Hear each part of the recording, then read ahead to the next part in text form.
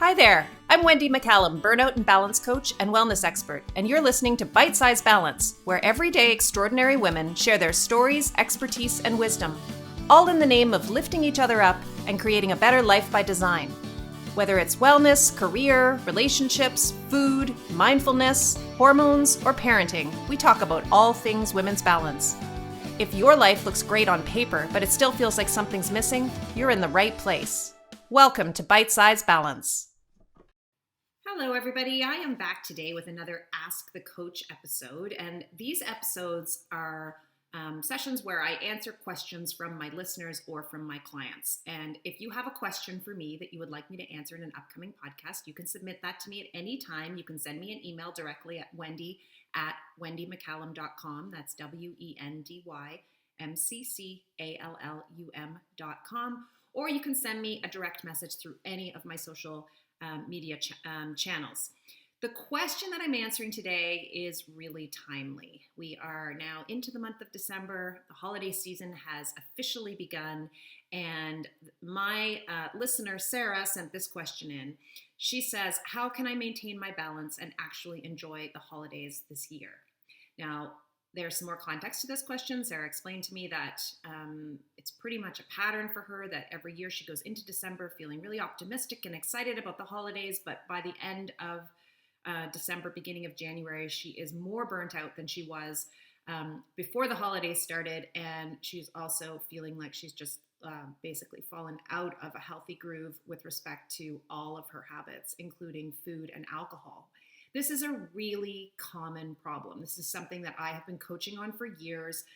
In my early days as a coach, I used to run a program called Holiday Balance every November, and it was always full because so many women struggle with this. And before I get going with my suggestions around this, I want to say this. We are in the midst of a pandemic right now, and obviously the holidays for most of us don't look anything like they used to. It's going to be a very different year this year, and my hope is that the upside of that is that because there will be less big gatherings, less parties, less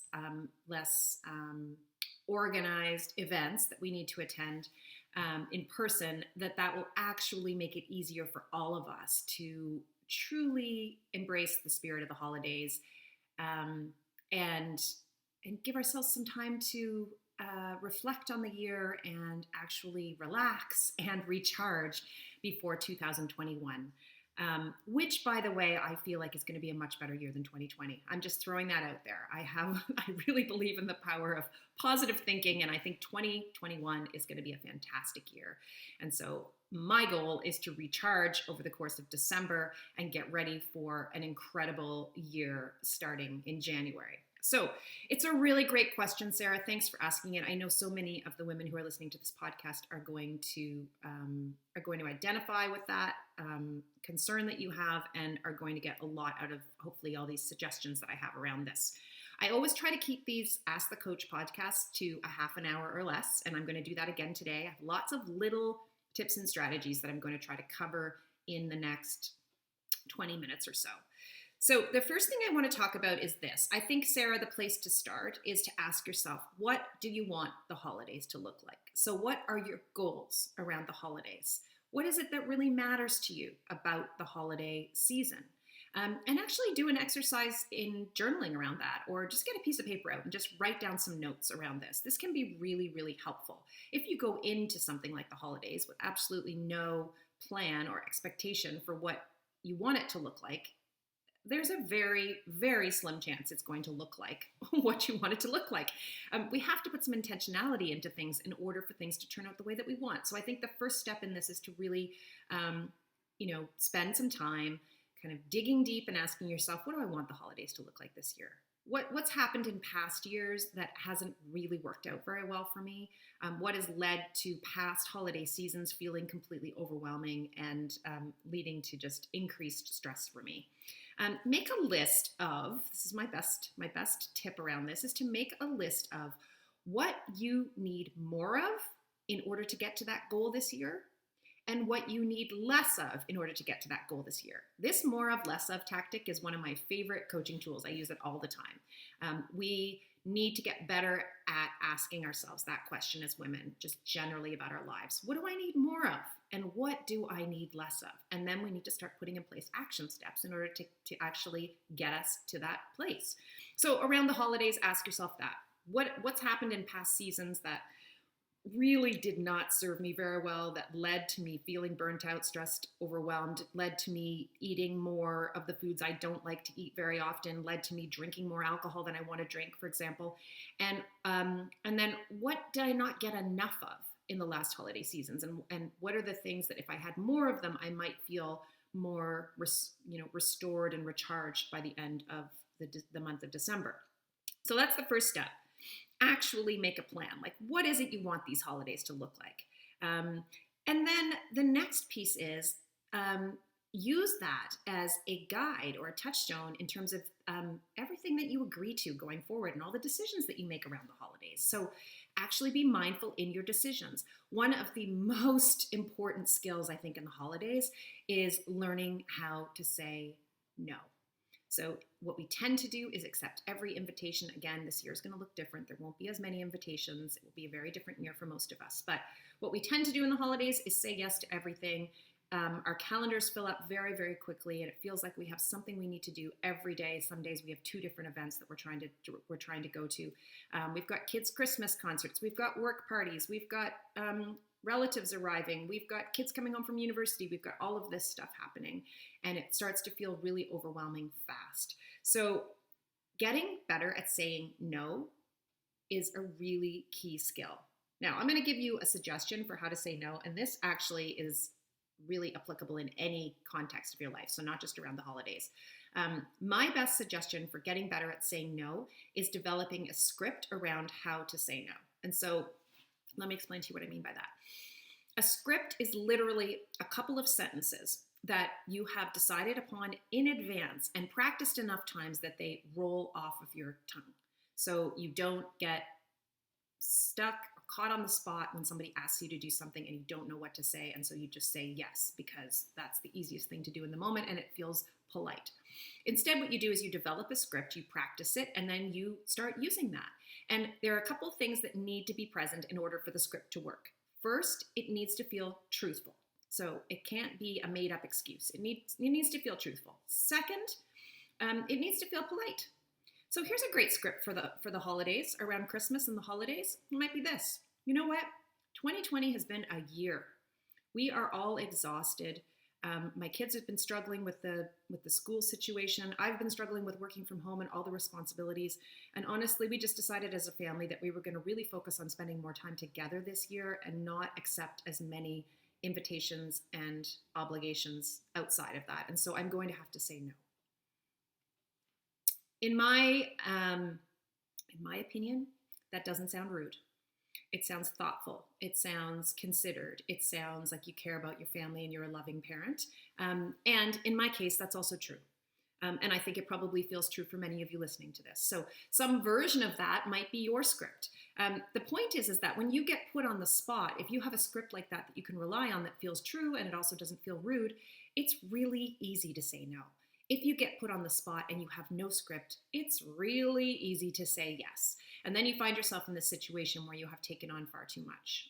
And now you get resentful around that and you start to get exhausted as a result of just basically taking on too many obligations. So saying no more often is really critical around the holidays. I've given you one example of a script. You can come up with any version of that. It might be my child's been away at university, and because of COVID, I haven't had a chance to see them, and they're finally coming home, and we are going to be together, and we're going to isolate together, and we're going to have just a family Christmas. We're not going to be doing anything outside of our home. That's another one for this particular holiday season during the pandemic. Okay, so excuse me. Those are some ideas for how to kind of simplify your schedule. Asking yourself what you really want the holidays to look like and then making decisions based on that. So saying yes or saying no based on what you want to set up for you and for your family in terms of a holiday structure. The second thing is getting better at saying no. Now I want to talk about some ways to just simplify your life during the holidays. So I have a gift philosophy that I've been using now for the last probably or 6 years with my kids, and it's a game changer. It is not mine. You guys have probably seen it out there on social media, or you've heard people talking about it, but I'm telling you, this thing that I do with gifts is really just taken so much off of my plate as a busy working parent. And what I do is my kids identify 4 things that they would like to ask for Christmas. It's one thing that they want, one thing that they need, one thing that they wear, and one thing to read. So again, it's one want, one need, one wear, and one read. Now, this does a whole bunch of things. First of all, it reduces the excessiveness that is, or has been certainly in the past, Christmas in my house. So it helps to keep things reasonable in terms of just the amount of stuff that comes into my house. My kids don't really need things. They are well taken care of. And so we were finding that year after year, our Christmas tree was just looking more and more ridiculous in terms of the amount of stuff that was under it. And so we had a conversation with our kids about this. We talked about how privileged and lucky we are, and how few things we do actually need, and how we were going to pare back, and we were going to be spending less time shopping so that we could spend more time together, and less money, so that we could take that money and do something differently with it. And we've been doing that now for the last few years. We've been buying gifts for at least one family, so that a family in need, we get a list and we go out and buy everything that family in need needs. My kids help with that, and then we give that to the family. So it's a way for us to give back, to give more, but also give less. So we give less to ourselves and we give more to others. And it also just in a crazily massive way simplifies my life. So I only need to buy 4 things for my kids, and it's so much easier. And I give them a limit. So, you can't want a Maserati. You have to keep things reasonable. And so there's a dollar limit on these categories for them. And again, the read is simple. I just pick up a book for them. The wear is usually also relatively simple. And the other two things might require a little more shopping finesse, but it takes so much off of my plate to just focus on one thing you want, one thing you need, one thing to wear, and one thing to read. So that's been really been a game changer for us in terms of how the holidays go. Another little tip that I have now, I've been using this one for years. Anybody who was in my Holiday Balance program in the past has heard this one before, but I am such a fan of cooking once and eating twice. And this works really well as a strategy during the holidays. Take 1 week before things start to get busy. So it might be this week, it'd be an earlier week in the holiday season. And every time you make a recipe, double it. So for 1 week, you double a recipe. So that leaves you with at least 7 freezer meals. So you want to make sure the recipes are freezer friendly. Most of my recipes, if you have my cookbooks, either the Real Food Solution or Real Food for Real Families, both of those cookbooks contain recipes that are largely freezer friendly. And there are many, many options for freezer friendly meals that you can double out there if you just Google that. Little hint on freezing: vegetarian meals tend to freeze better than meat-based meals, and they last for longer in your freezer. But the idea behind this is that if you just make double of a recipe, it's really not twice the work. It really isn't. It's a little bit more work, but not double the work. And what you're doing there is you're setting yourself up for an entire week where you can actually take a holiday. So if you're the main food preparer in your family, cooking double for 1 week allows you to take a week off. And I love doing this because this allows me to actually take the time between Christmas, Christmas Eve or the couple days before Christmas right through to New Year's off every year from having to prepare a main meal at the end of the day. And that really helps when it comes to feeling like you're on holiday and it is relaxing. And I think that this tip is probably even more relevant right now, given that we have all been cooking a lot more in the last year as a result of being at home more because of the pandemic. So cook once, eat twice. Such a great strategy. And you can start that anytime.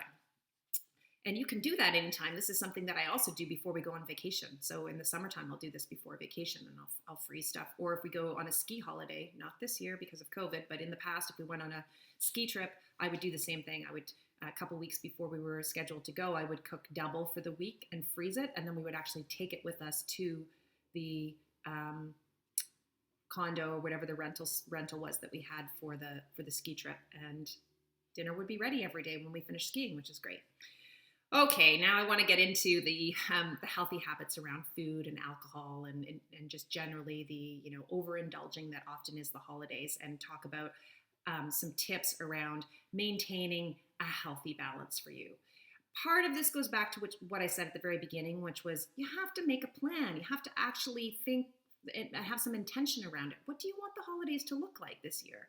What do you need more of? What do you need less of? Chances are, if you're somebody who feels like by the end of the holidays you're just stuffed and you've way overindulged, chances are you need less of the indulgent food and less alcohol, and you need more healthy food. So that's a really great place to start.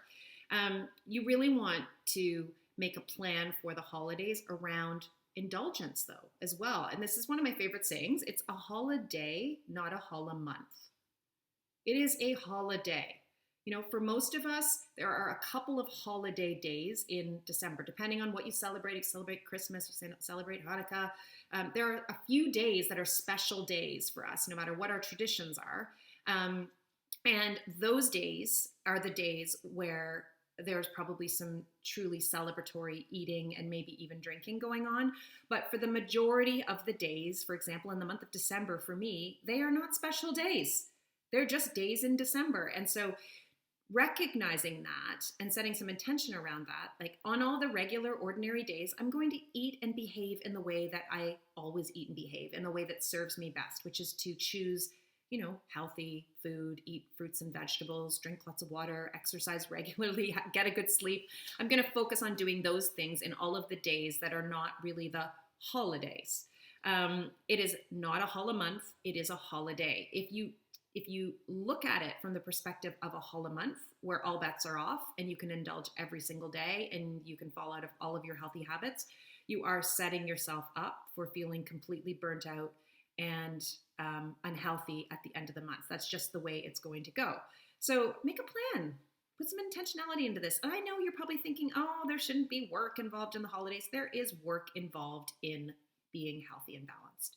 It is not something that we just arrive upon and then have for the rest of our lives. Balance is an active thing. It requires constant work. You think of a set of scales going up on one side, going down on the other. It's always moving. So is our balance, especially during the holidays. We have to put some intention into it if we want it to turn out the way we want it to turn out. So again, set your goals and then come up with a plan for that. Now, you got to be flexible with it. I always say be stubborn in your goals and flexible in your methods. It's not going to go exactly the way you plan it. That's fine. You don't have to plan every single meal during the month of December. I'm not suggesting that at all. But what I am suggesting is that you come up with a bit of a scaffolding, like a kind of a rough structure for how you want the month to go, what's important to you, and how are you going to make that happen. So you want to choose your indulgences wisely. You want to recognize that you can't indulge every day. First of all, indulgences are no longer feel joyous when they're happening every single day. Indulgences that happen once in a while that are truly celebratory, where there's some joy associated with the meal, for example, those feel great. So what I suggest you do is ask yourself, is this truly joyful eating? Is eating this food going to make me feel joyful? Is it truly part of the celebration as opposed to just, a side dish, pun intended? Let me explain to you what I mean by that. It is truly celebratory and joyous eating for me when we sit down to Christmas dinner, because that's a meal that we usually do a potluck style in my family. Everybody brings a special dish. We have some traditions. We have some foods we only eat once a year. Those foods are celebratory foods. They're part of the occasion for us. However, when I go to the, COVID aside, and in kind of a typical year, maybe I go to 6 or 7 different parties or events, the carved out bread bowl full of spinach dip is not celebratory or joyous. First of all, it's at every party I go to, so that's one clue that it's probably not a special celebratory food. But also, it's available all year round, and it's not really part of the celebration. I'm going to that event in order to see the people, catch up with people that I haven't seen for a long time. I'm not going for the spinach dip, if that makes sense. So this is a really simple way of looking at eating from a mindful perspective. We should really only eat when it's truly joyous. And sometimes it is truly joyous to eat foods that are not the healthiest foods. But a lot of the time, it's not joyous to eat food that is not that healthy. It's not actually giving us any. It's not giving us any joy. It's also not making us feel good physically. So for me, a lot of the eating that I do is joyous, and it's really healthy eating. So healthy eating for me is joyous eating. So that's a little test that I use with my clients. This idea of like, is this joyful eating? How does the food tie into the actual celebration here? Is it part of the celebration? Is it special? Will this food be available tomorrow? That's a good question too. Anyway, that's one thing that you can do to help kind of balance out the holiday season. The last thing I want to talk about is this idea of scheduling in self-care.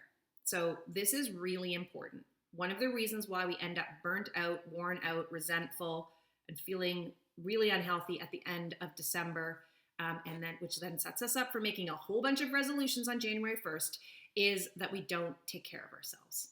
We just don't prioritize self-care. Now listen, this is a goal I would love for you to set for yourself. Why not make this year the year you don't actually make a resolution? And the reason you don't need to make resolutions is because you've already done the stuff that matters. You're already taking care of yourself. Why wait till January 1st to start taking care of yourself? Why wait till January 1st to start drinking less alcohol, exercising more? Start doing that now. If you can incorporate those types of changes in December, you're going to have a way better holiday season. Trust me. So scheduling in self-care is really, really important. What do I mean by self-care? I mean activities and habits that are really and truly you just taking care of yourself, giving yourself the things that you need more of. And sometimes self-care involves not giving yourself some of the things that you need less of. So actually saying no. So self-care can actually be hard. It's not all massages and bubble baths. Self-care can be setting aside time during your week to do some meal preparation and get organized with your food so that you have healthy food to eat during the week. Self-care can be taking a week and doing cook once, so you can eat twice. Now, yes, that's more work that week. And so it can be self-care. That's an example of self-care that's a little bit more challenging, but the payoff from that is incredible when it comes to how you are going to feel and taking care of yourself. So self-care can be saying yes to more things, but it can also involve saying no to more things. Self-care needs to become non-negotiable for you. It needs to become something that you feel absolutely okay with taking. And this is something that we struggle with as women. And it is one of the reasons why so many of the women that I work with find themselves in burnout. It's because they are giving themselves to everybody else and everything else, including their careers and their families. And they are not ever putting themselves first. If you can't put yourselves first some of the time, you will absolutely get to burnout. You will become unbalanced and unhealthy and unwell, and you will resent. You will resent the obligations and responsibilities that you do have in your life because they are making it impossible for you to take care of yourself. The only person who can take care of you is you. That's the truth. And you're really the only person who is going to take care of you. So I want to encourage you to start thinking about, what do you need more of? What do you need less of? How does that factor into this whole self-care discussion? And how can you actually give yourself more of that this holiday season? My suggestion, Sharpie it into your schedule. What I mean by that is don't pencil it in. Use a Sharpie marker, put it in there in indelible ink so that it doesn't get pushed aside for somebody else's needs. I have my gym scheduled into my calendar. I've said this before. I book all of my clients and all of my appointments around going to the gym. And I do that. It's in my schedule at least 4 mornings a week during the work week. And I didn't used to do that, but I also didn't used to get to the gym very often because it would always get pushed aside and I would find something else more important to do. So that's an example of Sharpieing in self-care. For me, going to the gym regularly makes me feel fantastic. It's a huge piece of me maintaining balance and also of my mental health. And so that is a non-negotiable for me, and it is scheduled into my actual calendar.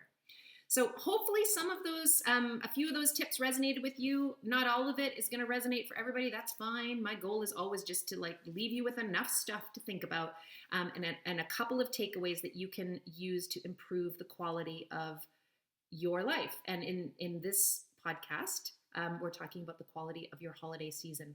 So I hope that you found that helpful, and I hope that, Sarah, that answered your question. And for all of you out there celebrating a different holiday season this year, I wish you the best. I hope that you can see the silver lining in it, or as one of my clients calls it, the upside of the downside. I'm a big fan of looking for that. And I think that this year, the upside of the downside in this pandemic is that we have the opportunity to really connect with the people who matter and to actually scale back and take care of ourselves this holiday season. So happy holidays to all of you. Thanks for listening. You've been listening to Bite Size Balance with your host, Wendy McCallum. As a burnout and balance coach, I help busy high achievers like you create a more balanced, joyful life. To be sure you don't miss any upcoming Bite Size conversations, subscribe now to this podcast. For more balance and wellness tips or to connect with me, visit my website at wendymccallum.com. That's WENDYMCCALLUM.com.